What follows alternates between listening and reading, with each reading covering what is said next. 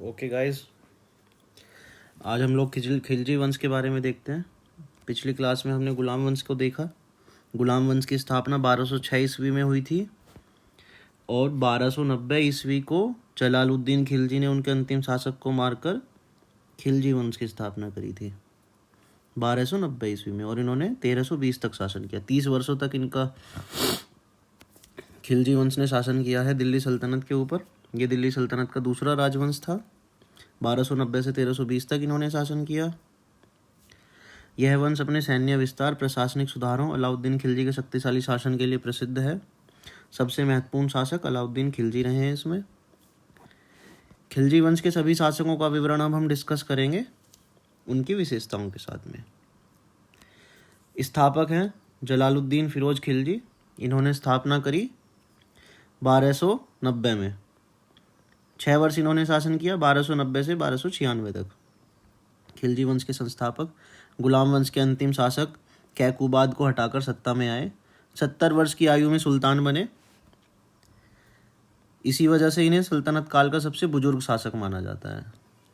ठीक है। महत्वपूर्ण कार्य, गुलाम वंश को समाप्त कर खिलजी वंश की स्थापना करी, यही सबसे महत्वपूर्ण है।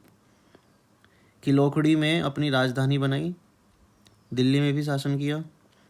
मंगोलों को इस्लाम में परिवर्तित कर उनको अपनी सेवा में शामिल किया इन्होंने। देवगिरी पर पहला आक्रमण किया इन्होंने। बाद में अलाउद्दीन ने उनके लिए जीता उसको। प्रमुख विशेषताएं देख लेते हैं इनके शासनकाल की।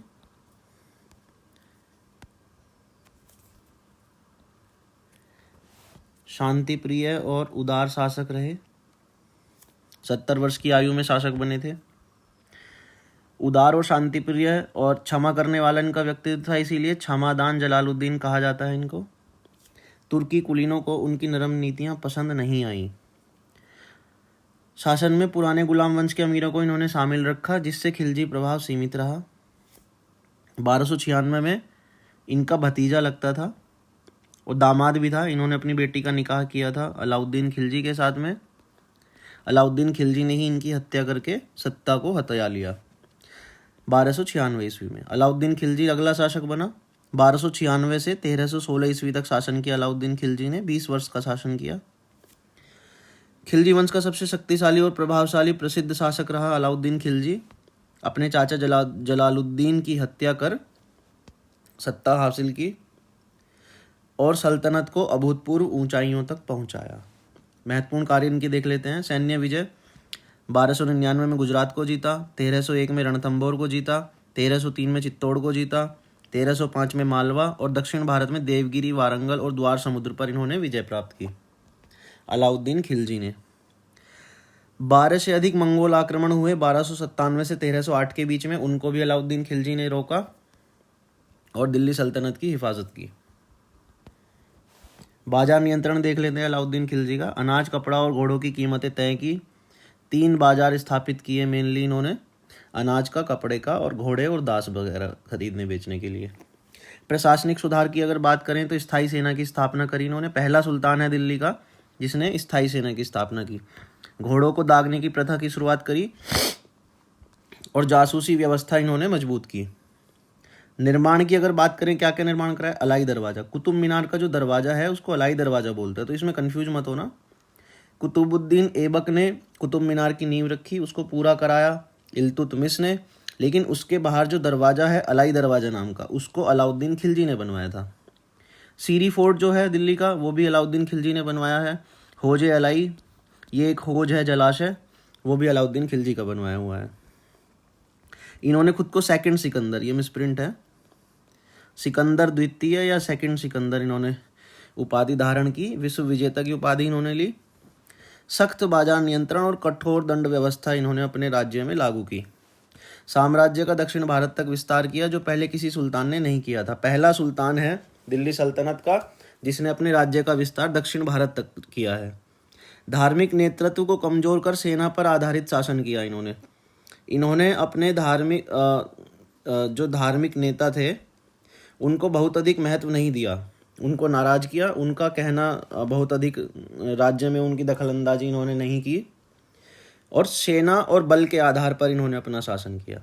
1316 ईस्वी में बीमारी के चलते इनकी मृत्यु हुई। अलाउद्दीन खिलजी के बाद शिहाबुद्दीन उमर 1316 ईस्वी में दिल्ली का सुल्तान बना, कुछ महीनों के लिए केवल। ये अलाउद्दीन का नाबालिग पुत्र था। उसकी मृत्यु के बाद मलिक काफूर ने उसके नाम पर शासन किया। मलिक काफूर अलाउद्दीन खिलजी का विश्वसनीय सेनापति था। महत्वपूर्ण कार्य अगर हम देखें उसके तो कुछ नहीं है, क्योंकि बहुत कम समय के लिए उसने शासन किया है। शासन में अस्थिरता रही और मलिक काफूर का दबदबा रहा। अलाउद्दीन ने जो कठोर नीतियां बनाई थी उनका पतन होना शुरू हो गया। बाद में मलिक काफूर की हत्या के बाद उसको हटा दिया गया। अब उसके बाद 1316 में कुतुबुद्दीन मुबारक शाह ने शासन संभाला, 1316 से 1320 तक। यह अलाउद्दीन का दूसरा पुत्र है।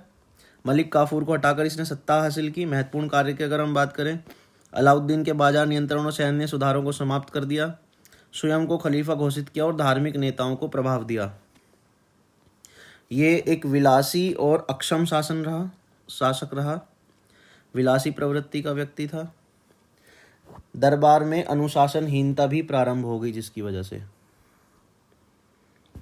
आंतरिक विद्रोह और कमजोर शासन रहा इनका।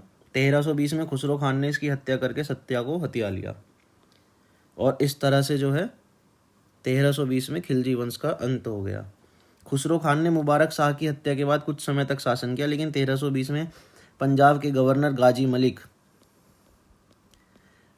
जिसको हम गयासुद्दीन तुगलक के नाम से जानते हैं, उसने खुसरो खान को हराकर तुगलक वंश की स्थापना करी।